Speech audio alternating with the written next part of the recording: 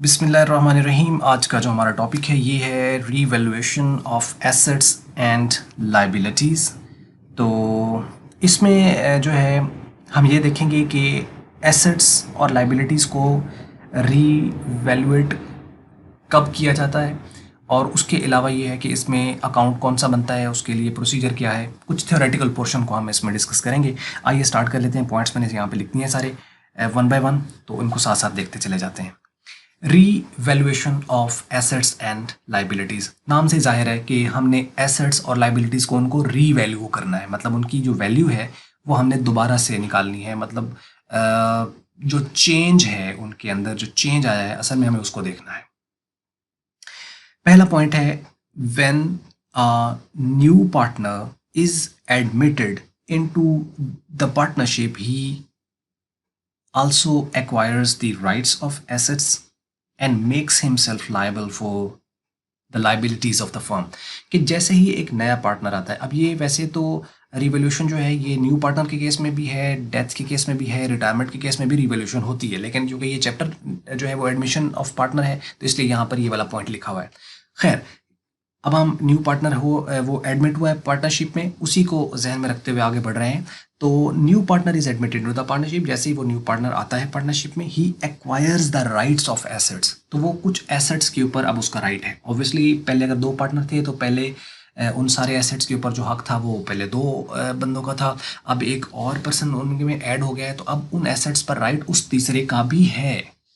तो इसलिए जब एक नया पार्टनर आएगा तो उस जो एसेट्स होंगे कंपनी फर्म के, उसके ऊपर उसका भी राइट होगा, तो वो भी राइट एक्वायर करता है। And makes himself liable for the liabilities of the firm, और अपने आप को उन लाइबिलिटीज के लिए लायबल भी करता है। मतलब अब जो पहले दो पर्सन थे, अगर पार्टनर थे, उन्होंने अगर कुछ लाइबिलिटीज थी उनके ऊपर उन्होंने पे करना था, वो उसके लिए लायबल थे। तो अब वो जो तीसरा पर्सन आया है फर्म में, अब वो भी पार्टनर है, तो अब वो भी लायबल होगा। तो चूंकि अब पहले दो उनके लिए लायबल थे, अब तीन लायबल हो जाएंगे। पहले दो का राइट था, अब तीसरा का राइट, तीनों का राइट होगा। तो इसका मतलब है कि उनको वैल्यू अब हमें रीवैल्यूएट करना पड़ेगा कि पहले जो वैल्यूज थी और अब वैल्यूज में जो चेंज आया है उसके मुताबिक एडजस्ट करना पड़ेगा उनको। क्योंकि हो सकता है कि जो नया पार्टनर आ रहा है वो भी कुछ लेके आ रहा हो सकता है उसकी वजह से कोई लाइबिलिटी इंक्रीज हुई हो सकता है उसकी वजह से कोई एसेट कम हुआ हो, या उसके आने की वजह से कोई एसेट इंक्रीज हुआ हो। तो वो हमें चेंज को देखना है। उसी चेंज को देखने का नाम है revaluation of assets and liabilities. Therefore, at the time of admission, the assets and liabilities of the firm are to be revalued। तो एडमिशन के वक्त, मतलब इसके लिए ये नहीं देखा जाता कि हमारा फाइनेंशियल ईयर कब एंड हो रहा है। इसके लिए जैसे ही वो इन होगा eight the time of admission, हम उसकी रिवैल्यूएशन करते हैं कि इस वक्त अब एसेट्स की एसेट या लाइबिलिटीज़ की जो वैल्यू है इस वक्त जब ये इन हो रहा है कितनी है। मतलब हम इस चीज़ का इंतजार नहीं करेंगे कि ओके हम लोगों ने अपनी फाइनेंशियल स्टेटमेंट बनानी है 31 दिसंबर फॉर एग्जांपल, तो हम 31 दिसंबर पे रीवैल्यूएट करेंगे। No, at the time of admission you have to revaluate the assets and the liabilities of the firm. दूसरा पॉइंट है। तीसरा नेक्स्ट लिखा हुआ है जी के due to revaluation either the value of assets or liabilities is increased or decreased। यानी जैसे रिवैल्यूएशन होगी या तो उससे एसेट की वैल्यू बढ़ेगी या कम हो जाएगी, या लाइबिलिटीज की वैल्यू बढ़ेगी या कम हो जाएगी। ऑब्वियसली रिवैल्यूएशन का मतलब ये है कि एसेट्स और लाइबिलिटीज की वैल्यूज में चेंज आ रहा है। तो चेंज में क्या होगा, या तो वो चेंज उसको इंक्रीज कर रहा है या उसको डिक्रीज कर रहा है। हाँ, ये मैं नहीं कह रहा हूँ कि सारे एसेट्स चेंज हो जाएंगे और सारी लाइबिलिटीज चेंज हो जाएंगी। कुछ एसेट चेंज होंगे, कुछ नहीं होंगे। तो मतलब ये भी हो सकता है कि कुछ एसेट में चेंज ना आए, तो जिनमें तो नहीं आ रहा है चेंज तो फिर तो ओके है। हाँ, जिनमें चेंज आ रहा है उसमें कुछ इंक्रीज कर रहे हैं, कुछ डिक्रीज कर रहे हैं, कुछ लाइबिलिटीज बढ़ रही हैं, कुछ लाइबिलिटीज कम हो रही हैं। So due to the revaluation, either the value of assets or liabilities is increased or decreased. Next, for this purpose, the revaluation account is prepared in which the change of assets and liabilities is recorded। तो उसके लिए हमें revaluation account बनाना है। कौन सा account बनाएंगे? Revaluation account. और उसमें हम उस चेंज को, जो कि एसेट्स और लाइबिलिटीज का चेंज है, उसको हम रिकॉर्ड करते हैं। तो revaluation account is account in which the change of the asset and liabilities is recorded which is happening because of admission of a partner, retirement of a partner or a death of partner। तो ये common definition हम यहाँ पे ये कर सकते हैं इसकी रिवैल्यूएशन अकाउंट की। ओके जी, और नेक्स्ट पॉइंट है कि revaluation account is prepared in case of admission of a partner, retirement of partner और डेथ ऑफ पार्टनर। मैंने ये इस सिनेरियोस में इसको रिवोल्यूशन को बनाया जाता है, लेकिन चूंकि ये चैप्टर एडमिशन का है तो हम एडमिशन के सिनेरियो में देखेंगे। लेकिन जैसे मैंने शुरू की वीडियो में कहा था कि ये चैप्टर अगर आपने अच्छी तरीके से कर लिया तो अगले जो चैप्टर्स हैं वो इसी के ऊपर बेस कर रहे हैं, तो इसलिए ये इंपॉर्टेंट है, ज़्यादा इंपॉर्टेंट है चैप्टर। आगे जो डेथ और रिटायरमेंट वाले चैप्टर्स हैं वो इन्हीं के ऊपर है। थोड़ा सा कुछ चेंज आएगा बीच में, हम साथ साथ देखते चले जाएंगे। तो लो जी, ये होगी बात यहाँ तक। Revolution account is also called profit और लॉस एडजस्टमेंट अकाउंट। इसको profit and loss adjustment account भी कहा जाता है। तो आप इसको इस तरीके से याद रखना कि profit and loss adjustment account किसको कहते हैं? हाँ, रिवोल्यूशन अकाउंट कहते हैं। तो मतलब इस तरीके से तो आपको ये याद रहेगा कि revolution account is also called profit and loss adjustment account, या आप इस तरीके से याद रखना कि profit and loss adjustment account is called to revolution account. मतलब आपने उधर से रिवोल्यूशन को इस तरफ याद कर लिया और इधर वाले को रिवोल्यूशन के साथ याद कर लिया, तो आपको ये सही याद हो। और तरीकाकार यही होता है खैर किसी चीज़ को याद रखने का, दोनों एंगल से आप उसको देख लो। Okay, so the next point is when, तो अब इसको profit and loss adjustment account क्यों कहते हैं? क्योंकि एसेट और लाइबिलिटीज़ जब उसको रिवैल्यूएट किया जाएगा तो उससे हो सकता है कि जो है वो नेट वैल्यू बढ़ रही हो एसेट्स की, नेट वैल्यू कम हो रही हो, तो हम उसका नेट रिजल्ट देखते हैं। तो उस केस में अगर वो वैल्यू इंक्रीज हो जाती है एसेट्स की, नेट वैल्यू, नेट रिजल्ट उसका जो है वो क्रेडिट आ जाता है रिवैल्यूएशन अकाउंट का, तो वो एक तरह का प्रॉफिट कंसिडर होता है। अब प्रॉफिट हम इसको, चूंकि वो जो रिवैल्यूएशन हुई है उसके अंदर जो भी वैल्यूज आई हैं वो जानी किसको है? वो पार्टनर्स को जानी है। तो चूंकि पार्टनर्स को जानी है तो इसलिए हम उसको प्रॉफिट कंसिडर करते हैं। तो वो प्रॉफिट होगा, तो उसको हम प्रॉफिट कंसिडर करेंगे और वो प्रॉफिट होगा। तो इसी तरीके से अगर वो वहाँ पे डेबिट बैलेंस आ जाता है रिवोल्यूशन अकाउंट का तो वो लॉस होगा, तो वो भी पार्टनर्स को शेयर करना है। तो इसलिए चूंकि इसकी नेचर जो बनती है वो प्रॉफिट एंड लॉस टाइप की बनती है, इस वजह से इसको profit and loss adjustment account भी कहा जाता है। When it is desire to record the revised value in books then revaluation account is prepared. ये इंपॉर्टेंट पॉइंट, इसको आप फोकस कर लें। इसके लिए आपके लिए जो इंपॉर्टेंट वर्ड है वो ये है record. When it is desire to record the revised values in books, अगर जो आपकी बुक्स ऑफ अकाउंट्स में उसमें जो डिजायर्ड वैल्यूज हैं, अगर ये डिजायर्ड हो कि आपने जो रिवाइज्ड वैल्यूज हैं उसको रिकॉर्ड करना है बुक्स में, मतलब जो बुक्स से क्या मुराद है कि जो एसेट्स और लाइबिलिटीज हैं उसमें ही आपने एडजस्टमेंट कर देनी है, तो फिर बनेगा आपका रिवैल्यूएशन अकाउंट, फिर बनेगा रिवैल्यूएशन अकाउंट। अब इससे अगला पॉइंट है उसको आप समझ लेना, जिसमें एक्चुअल जो इंपॉर्टेंट वर्ड्स हैं वो ये हैं कि when revised values are not to be recorded in the books then we prepare the memorandum revaluation account. So actually this is the difference between a revaluation account and memorandum revaluation account. So once you are being asked to differentiate between the memorandum revaluation account and revaluation account, so you can actually put that particular difference कि उसमें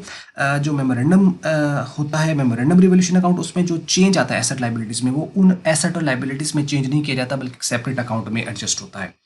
जबकि revolution account में जो concern assets और liabilities होती हैं उन्हीं में ही एडजस्टमेंट की जाती है। मतलब अगर एसेट बढ़ रहा है तो उसी में एसेट में आ जाएगा, प्लस हो जाएगा। अगर एसेट कम हो रहा है तो उन्हीं में से कम हो जाएगा। लाइबिलिटीज़ बढ़ रही हैं तो उसी में, लाइबिलिटी में या कम हो रही है तो उसी में रिकॉर्ड कर दिया जाएगा, मतलब उसी में चेंज आता है, एसेट्स में ही एडजस्ट कर दिया जाता है। तो वो इसलिए कहते हैं कि रिकॉर्ड करें तो मेमोरेंडम, ना रिकॉर्ड करें तो रिकॉर्ड करें तो रिवैल्यूएशन, और अगर ना रिकॉर्ड करें तो मेमोरेंडम रिवैल्यूएशन।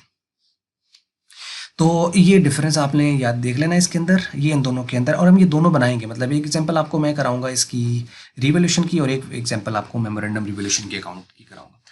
लो जी, नेक्स्ट है जी, in case of revaluation account the assets and liabilities are shown in new balance sheet at revalued figures. ये यहाँ से भी समझ लगी होगी आपको कि रिवैल्यूएशन अकाउंट में assets and liabilities are shown in new balance sheet at revalued figure, यानी जो नई वैल्यूज आएंगी उसके ऊपर बैलेंस शीट में वो लिखी जाएंगी। मतलब प्लस माइनस होने के बाद जो वैल्यू आएगी वो लिखी जाएगी नई बैलेंस शीट में उन एसेट और लायबिलिटीज की। किस केस में? रिवैल्यूएशन में। क्योंकि रिवैल्यूएशन में हमने उन्हीं एसेट में एडजस्टमेंट की है तो लाजमी बात उनकी वैल्यू चेंज होगी, और वो जो चेंज आएगी वो नई बैलेंस शीट में लिखी जाएगी। तो ये रिवैल्यूएशन के केस में होता है। नेक्स्ट है in case of memorandum revaluation account the assets and liabilities are shown in at their original figure. जो एसेट्स लायबिलिटीज होती हैं वो अपनी ओरिजिनल फिगर्स में शो होती हैं, पुरानी बैलेंस शीट में भी उसी पे, और जो नई बैलेंस शीट है द टाइम ऑफ एडमिशन बनेगी उनमें भी वो उसी वैल्यू पे शो होगी। बाकी जो चेंज होता है वो मेमोरेंडम रिवोल्यूशन अकाउंट जो है उसमें आता है। सही, कुछ नीचे और पॉइंट्स भी हैं, लेकिन उससे पहले हम कुछ जनरल एंट्रीज हैं जो हम करेंगे, और ये बहुत सिंपल है, इसमें कुछ नई चीज़ नहीं है कि जैसे हमने शुरू में कहा कि या तो एसेट बढ़ेंगे या कम होंगे, या लायबिलिटीज बढ़ेंगी या कम होगी। तो अब when rise in value of asset, जब एसेट में राइज आता है मतलब एसेट्स की वैल्यू इंक्रीज करती है, तो ऑब्वियसली एसेट का अकाउंट क्या होगा, डेबिट, और रिवोल्यूशन अकाउंट उसकी जगह क्रेडिट हो जाएगा। तो चूंकि एसेट बढ़ता है तो डेबिट होता है, तो इसलिए हम एसेट को डेबिट करेंगे और रिवोल्यूशन अकाउंट उसके अल्टरनेटिवली जिसमें ये अकाउंट को एडजस्ट करना है वो अकाउंट क्रेडिट हो जाएगा।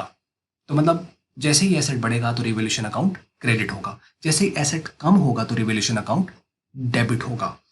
तो एसेट का बढ़ना चूंकि फेवरेबल है, एसेट का कम होना अनफेवरेबल है, और यही वजह है कि जब रिवोल्यूशन अकाउंट का क्रेडिट बैलेंस आएगा तो हमारे लिए फेवरेबल बैलेंस होगा, यानी हम उसको प्रॉफिट कहेंगे और वो माल के जो कैपिटल है उसको बढ़ाएगा। और जब इसका रिवोल्यूशन अकाउंट का डेबिट बैलेंस आएगा तो वो अनफेवरेबल होगा, वो लॉस होगा, और वो जो कैपिटल है उनके कम करेगा।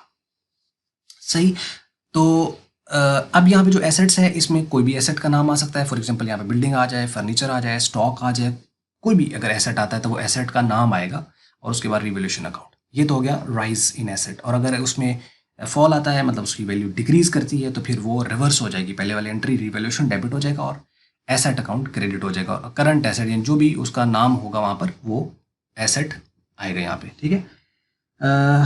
फॉर फॉल इन लाइबिलिटी, अगर लाइबिलिटी, अब लाइबिलिटी का बैलेंस होता है क्रेडिट, अगर लाइबिलिटी कम होगी तो इसका मतलब फिर वो क्या होगी, लाइबिलिटी का बैलेंस चूंकि क्रेडिट होता है तो जैसे ही उसका वैल्यू कम होगी तो वो डेबिट हो जाएगी। तो liability account to revolution account, और अगर लाइबिलिटी की वैल्यू बढ़ रही है तो वो क्रेडिट होगी और रिवोल्यूशन अकाउंट डेबिट हो जाएगा। वही सिंपल जो फर्स्ट ईयर में आप लोगों ने एंट्रीज पढ़ी हुई, बिल्कुल बेसिक वही है, सिर्फ रिवोल्यूशन अकाउंट वहाँ पे आ रहा है। तो सिंपल एसेट इंक्रीज हो रहा है तो एसेट ने तो डेबिट होना है, लेकिन उसके साथ दूसरा अकाउंट आपने याद रखना है, रिवोल्यूशन अकाउंट। सिंपल। ओके जी, the balance sheet, the balance of the revaluation account is treated like a balance of profit. ये हमने ऊपर बात की है कि बिल्कुल चूंकि इसको profit and loss adjustment account कहा जाता है तो इसको बिल्कुल वही ट्रीटमेंट है जैसे प्रॉफिट एंड लॉस अकाउंट की होती है। Okay, so the next is if there is a credit balance then revaluation account would be debited and respective capital account of all partners would be credited in all profit sharing ratio। ये देखो, if there is a credit balance मतलब हम revaluation account बनाएंगे और revaluation के हम credit side का total करेंगे, डेबिट साइड का टोटल करेंगे, डिफरेंस लेंगे और हमें वहां से पता चला कि जी उसका क्रेडिट बैलेंस आ गया। अगर रिवोल्यूशन अकाउंट का क्रेडिट बैलेंस आया है तो वो फेवरेबल है। फेवरेबल मतलब कि वो प्रॉफिट है। सही, अब उस प्रॉफिट को हमें, जो प्रॉफिट आया वो डिफरेंस है ऑब्वियसली। तो अब आपको पता है कि कोई भी अकाउंट हो तो हमें उस अकाउंट को क्लोज करना होता है। तो अगर क्रेडिट साइड उसकी ज्यादा है तो तभी तो क्रेडिट बैलेंस है।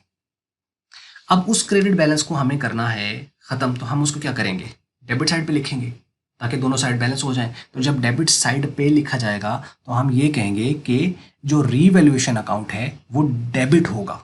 अब ये डेबिट किन में होना है, डायरेक्टली किन को ट्रांसफर होना है, पार्टनर्स को, तो उनके जो कैपिटल अकाउंट होंगे वो क्रेडिट होंगे। तो ये वो बात कह रहा है कि if there is a credit balance, अगर उसका क्रेडिट बैलेंस है तो उसके क्रेडिट बैलेंस को क्लोज करने के लिए हम उस रिवैल्यूएशन अकाउंट को करेंगे डेबिट। और वो चूंकि जो डेबिट हो रहा है वो ट्रांसफर किसको हो रहा है, ट्रांसफर हो रहा है वो कैपिटल्स को, तो इसलिए वो कहता है कि and respective capital accounts of old partners, और एक इंपॉर्टेंट वर्ड है कि ओल्ड पार्टनर्स, उसमें न्यू शामिल नहीं होगा, old partners would be credited in old profit sharing ratio. इसमें एक तो ओल्ड पार्टनर्स के अकाउंट क्रेडिट होंगे और फिर वो ओल्ड प्रॉफिट शेयरिंग रेशियो के मुताबिक होंगे, ना वो सेक्रीफाइसिंग के मुताबिक होंगे, ना वो न्यू रेशियो के मुताबिक होंगे।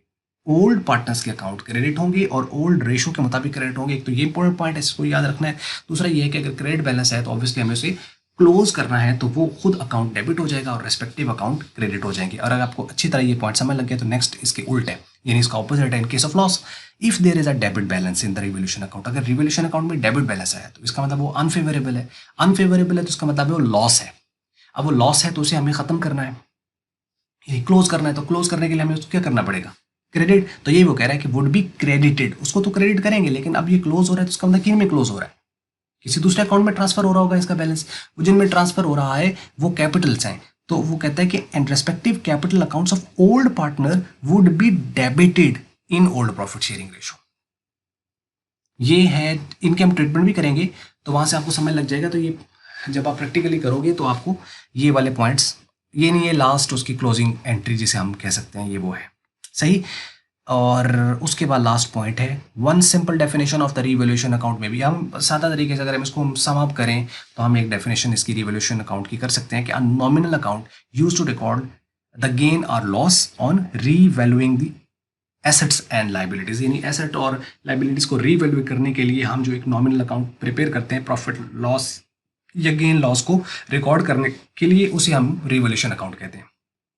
यानी ऐसा गेन या लॉस जो कि हम एसेट को रिवैल्यूएट करते वक्त निकालने के लिए हम जो अकाउंट बनाते हैं उसको रिवैल्यूएशन अकाउंट कहा जाता है।